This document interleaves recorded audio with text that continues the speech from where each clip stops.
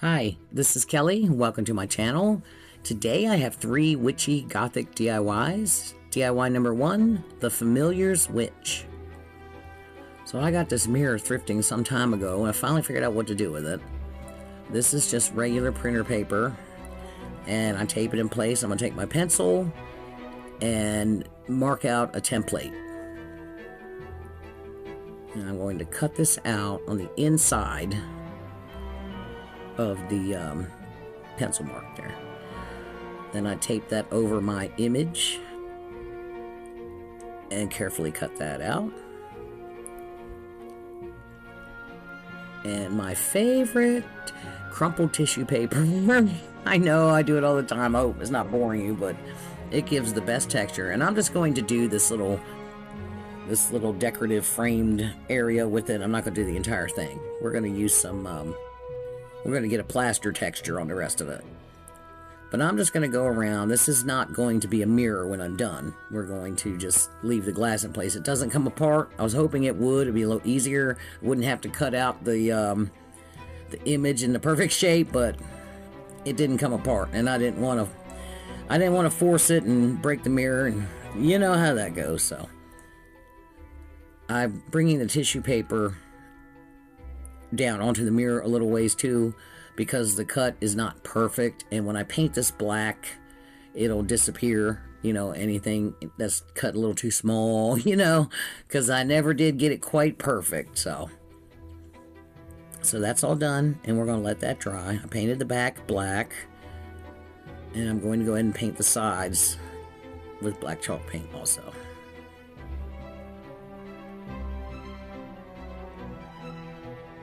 Thank you for being here with me today. My witchy videos seem to be doing pretty well. I'm glad, because I really enjoy doing these. And I'm painting that little framed area where the tissue paper texture is with the black as well. Now I've got some heavy duty spackle. This starts out pink and it turns white when it dries. And these little tools I got from Dollar Tree have come in quite handy. And I'm going to carefully get it up against the edge of that piece and just start spreading it around. And as I go, I'm going to move it around and, you know, press some swirls and indents in it as I go, because it will start drying pretty fast and then you can't move it around anymore. So you want to get it on there in sections. You don't want to try to get the whole thing and then add the swirls and everything, because it'll be too dry on the surface to do it. So just as you go, bring it to the edge. There you go. Add your little swirls. And then just continue adding all the way around. I really like how this one turns out. And I love doing texture. I need to come up with some new texture ideas. But yeah, I've been doing a lot with the plaster.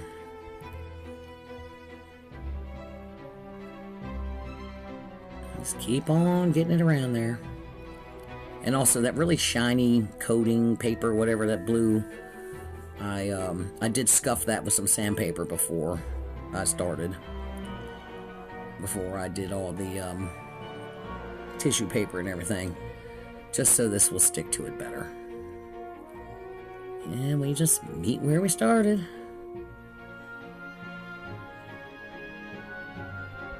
And I just let that dry overnight.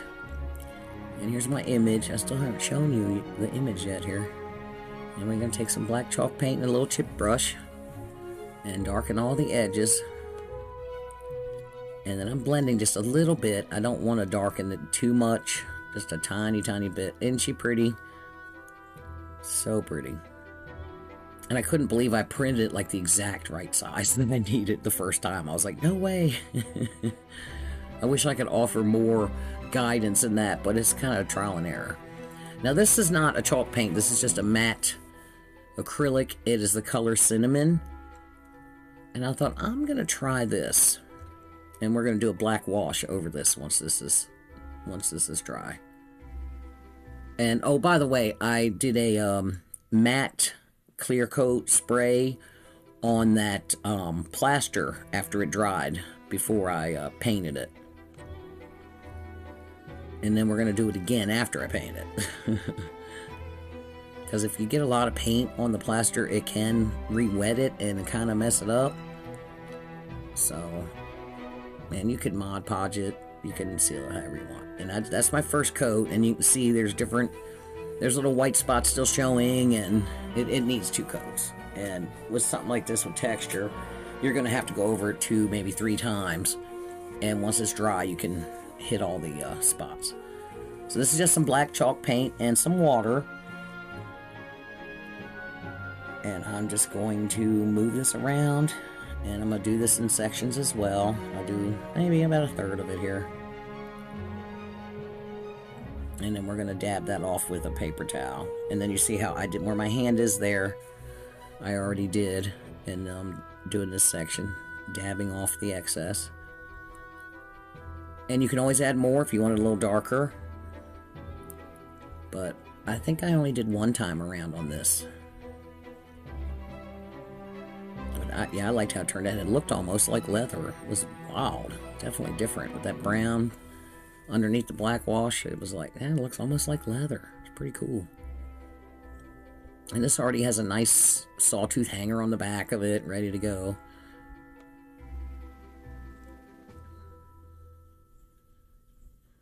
And then, of course, once I did the wash, I clear coated it yet again. And now I'm going to dry brush. This is Black Flash Metallic. And when you paint that on black, it just shows up as like a dark gold. It's very pretty. Pick up all that nice texture.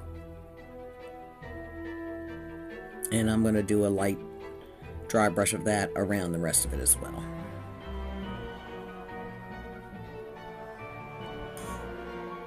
Now I'm going to get my tacky glue.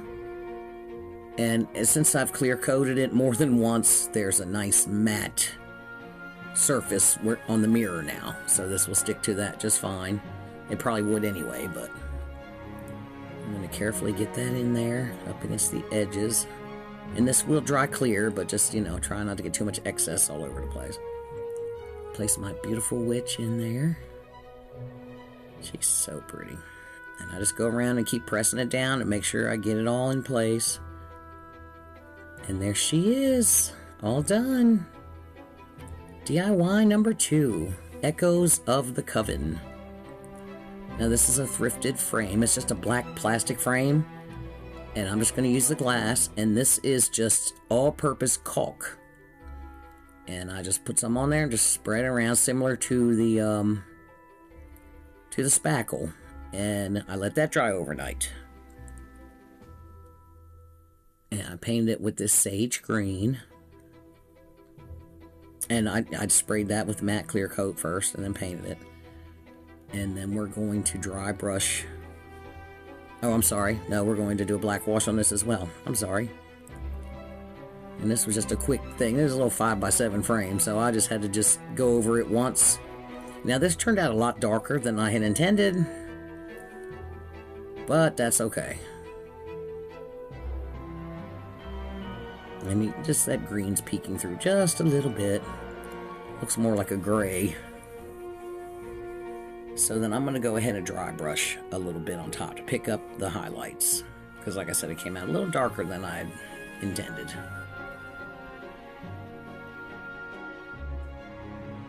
And of course we're going to hit that again. Once all the chalk paint's on there, we're going to hit that again with the matte clear coat. And then I'm going to take this sage green and paint the frame. And this is that already textured paint. And this, let me find it, tell you what this is called, this green. Shale green. This was a little set. It's called Terracotta. It's by Folk Art. And it's already got texture in it. It's very similar to when you add baking soda to paint. And I'm just going to, I painted it with the sage green, even though it's not exact green, it's pretty close. And you could have left it black, and if a little black showed through, that'd be okay too. But you can paint any color you want. And I have to do this twice. I just use my sponge dabber And I go over this frame twice, and of course I clear coat that as well. I've got these leaves off of some dollar store roses, and we're using the same green textured paint on them. And you saw up in the upper right I had some of those foam roses. I'd painted a bunch of them for something else I did with this same textured paint, just different colors. So I already had kind of that stone look, so I end up using just one of the roses that I already had. And I'm going to dry brush a little black. And well, I dry brushed the black before I clear coated it. So once you clear coat it, you can add like metallics and not have to do it again. But over top, once you're done with all the chalk paint, you want to do it. These little bones came from Dollar Tree, and this is my Art Deco paint. It's called Primitive, which is kind of it looks like a natural bone color. I'm going to paint these two little bones. And I do 2 coats of this, and then dry brush a little black. And I have some gold on my napkin there, on my paper towel. I was going to do gold, and I decided to do silver. So this is a little silver metallic. I'm going to do the same with the glass, with the caulk on it there. Hit that with a little silver. And the frame as well, just very lightly.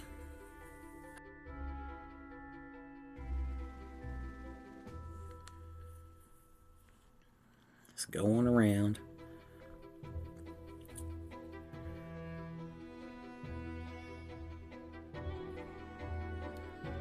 So here's my bones. Now I'm going to hot glue them together, which doesn't really hold, but I just need it to hold together for a couple minutes. Add a little tiny dot and kind of crisscross them on one end here. And I've got that black lace. That's like a really wide piece of lace ribbon, and I have yet to figure out what I'm going to do with the full width piece. So I cut little strips off and use it all the time. And I'm just going to tie this in a knot where I glued them together. And again, that glue's only going to hold long enough for me to get this on here. And then I'm not sure if I show it or not, but I add a little hot glue underneath where you can't see it to make sure it stays put. And I tie it a second time.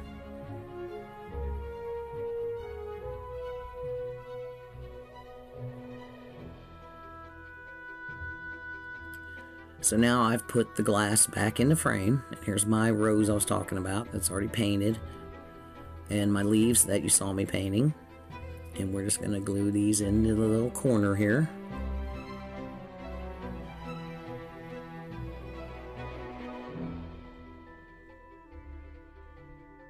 And the leaves, it look kind of like stone texture as well. It looks pretty cool.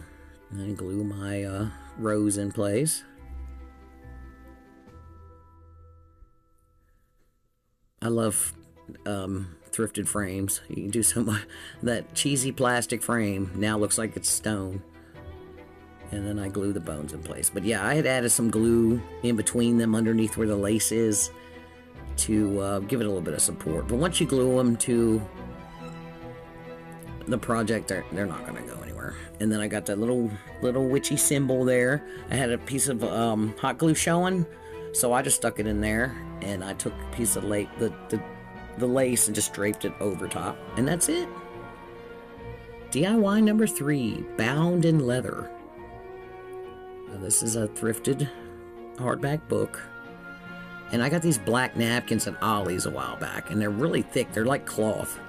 And I'm just going to do the end, where the spine is, with that. And then I've got some textured paper from Hobby Lobby that once you paint it, it looks like leather. And that's going to go on the front. And then get some Mod Podge. And dab Mod Podge on the top as well. And seal that down really good. And I tore the edges of these pieces so they're not perfect. And there's like a little indentation in the book there where the torn edge kind of lands inside there. And then here's my paper. It's got this pearl white look to it, which is really pretty just like it is. I have used it like it is without painting it, but once you paint it, it actually looks like leather. It's pretty cool.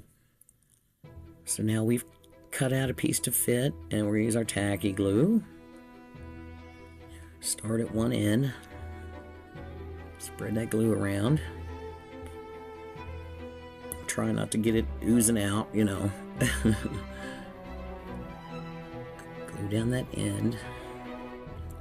And then we're going to flip it over and we're just going to work our way up. Add some more tacky glue. It's kind of hard to spread. I wonder how it would do if you added just a tiny bit of water to it. I don't know.